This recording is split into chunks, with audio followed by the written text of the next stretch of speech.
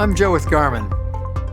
Si vous faites partie des coureurs qui comptent sur la technologie pour améliorer vos performances, vous ne risquez pas d'être déçu par la Forerunner 630. Nous allons parler aujourd'hui de plusieurs nouvelles mesures physiologiques établies à partir des données de vitesse et de fréquence cardiaque. Pour tirer parti de ces fonctionnalités avancées, vous avez besoin d'une ceinture cardio-fréquence-mètre pour mesurer la variabilité de votre fréquence cardiaque. Votre cœur n'est pas aussi régulier qu'un métronome. C'est pourquoi il est nécessaire de tenir compte des variations de votre rythme cardiaque dans nos calculs pour obtenir des mesures physiologiques réellement fiables et pertinentes à votre sujet. Ces légères variations donnent des indications sur la façon dont votre corps répond aux sollicitations physiques. L'estimation du seuil lactique est justement une nouvelle mesure particulièrement intéressante. Le seuil lactique est l'intensité maximale d'effort à partir de laquelle vous commencez à vous fatiguer rapidement. Pour les coureurs bien entraînés, ce seuil survient à environ 90% de leur fréquence cardiaque maximale et à l'allure adoptée pour parcourir une distance comprise entre 10 km et 20 km, semi-marathon.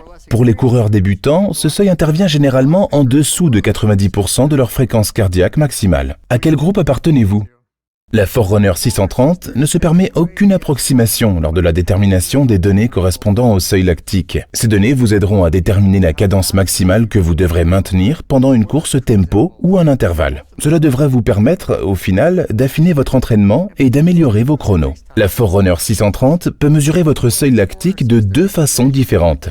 En proposant une séance d'entraînement dirigée ou en le calculant de façon automatique lors d'une session de course à pied normale. Quelle que soit la méthode retenue, préparez-vous à faire un travail de vitesse important. Pour que la mesure du seuil lactique soit la plus précise possible, vous devrez d'abord laisser à la Forerunner le soin de déterminer votre forme physique générale et calculer votre VO2 max en effectuant plusieurs séances de course en extérieur. Une fois l'estimation de votre VO2 max connue et stable, équipez-vous d'une ceinture cardio-fréquence-mètre et commencez la séance d'entraînement dirigée en extérieur. Sélectionnez Menu, Mes statistiques, Seuil lactique, puis effectuez le test guidé. Le test débute par un échauffement, puis les exercices physiques augmentent progressivement en intensité. Une fois toutes les données requises réunies et analysées, vous obtenez alors votre seuil lactique, c'est-à-dire une valeur de fréquence cardiaque rapportée à votre allure.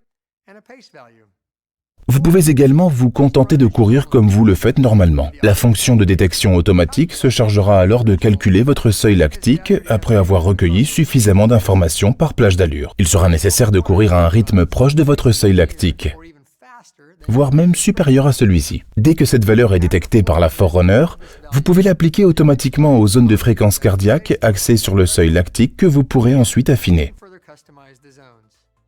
Si vous souhaitez augmenter votre seuil lactique et améliorer votre endurance, n'hésitez pas à faire des séances d'entraînement en zone 5. Vous devriez alors constater de réels progrès.